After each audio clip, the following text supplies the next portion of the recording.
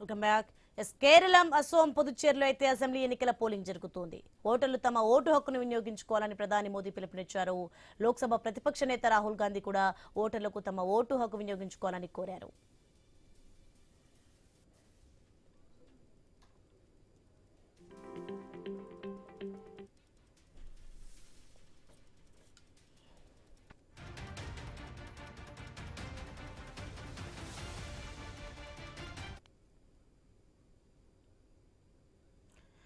కేరళంలో 140 నియోజకవర్గాలు ఉన్నాయి. ఇక 30,495 కేంద్రాలు అయితే పోలింగ్ జరుగుతోంది. ఈ రాష్ట్రంలో 2.71 కోట్ల మంది ఓటర్లు ఉన్నారు.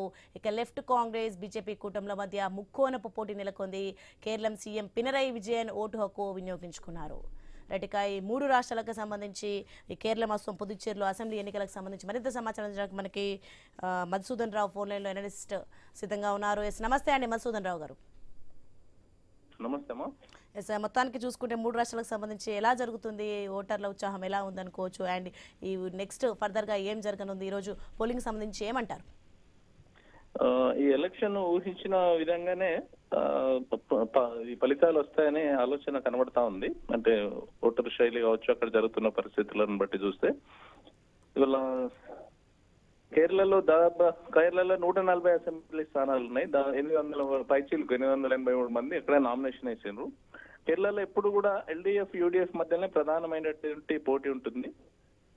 ఎన్డీఏ ఉన్నప్పటికీ కూడా అక్కడ కొద్దిగా మతపరమైనటువంటి విభజన క్లియర్ గా కనబడతా ఉంటది. క్రిస్టియన్, ముస్లిమ్స్ ఎవరైతే ఉన్నారో వీళ్ళ ఓటు బ్యాంకే ప్రధానమైనటువంటిది. అక్కడ చర్చిలు, మసీదులు ఈ ఎన్నికలను ప్రభావితం చేస్తుంటాయి. వాటి నుంచే ఎవరు గెలిపియాలి, ఎవరిని ఓడగొట్టాలి అనేది కూడా అవే డిసైడ్ చేస్తూ ఉంటాయి. వాళ్ళంతా కూడా డిసైడ్ అయి ఉంటారు. ఇప్పుడు ప్రధానంగా ఎల్డీఎఫ్, యూడీఎఫ్ ఈ రెండింటి మధ్యలో ఉంటది.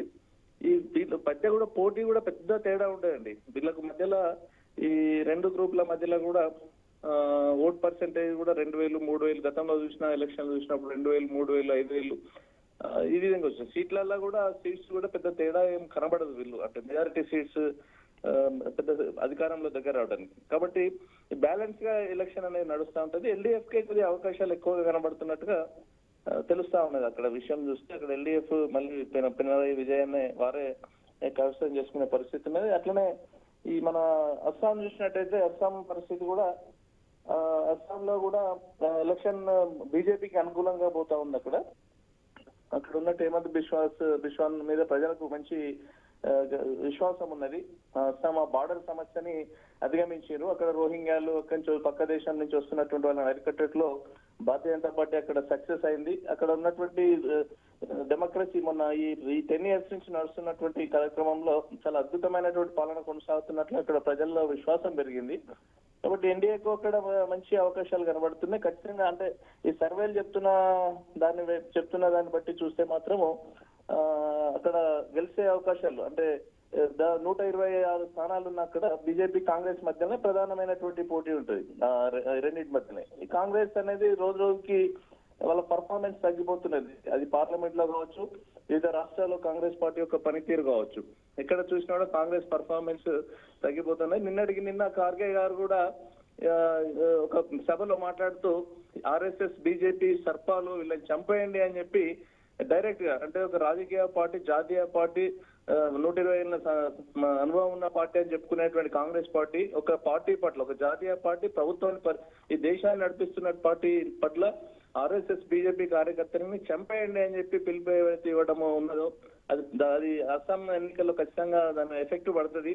అక్కడ కాంగ్రెస్ మూల్యం చెల్లించుకుంటారు. అక్కడ ప్రజలు ఓటు బ్యాంకు మొత్తం కూడా అస్సాం వైపు, మన బీజేపీ వైపు పోయేటువంటి అవకాశాలు ఉంటాయి. అక్కడ విజయ అవకాశాలు ఎక్కువగా మన భారతీయ జనతా పార్టీకి కనబడతా ఉన్నాయి. ఇక పుదుచ్చేరిలో 30 చిన్న రాష్ట్రం, అది కేంద్ర పాలిత ప్రాంతము, చాలా తక్కువ సంఖ్య ఉంటుంది. 9.5 లక్షల మంది ఉంటారు. 30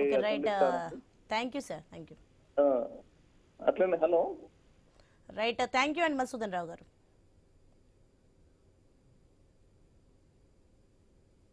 హైదరాబాద్ లోని జీడిమెట్ల పారిశ్రామిక వాళ్ళు అగ్ని ప్రమాదం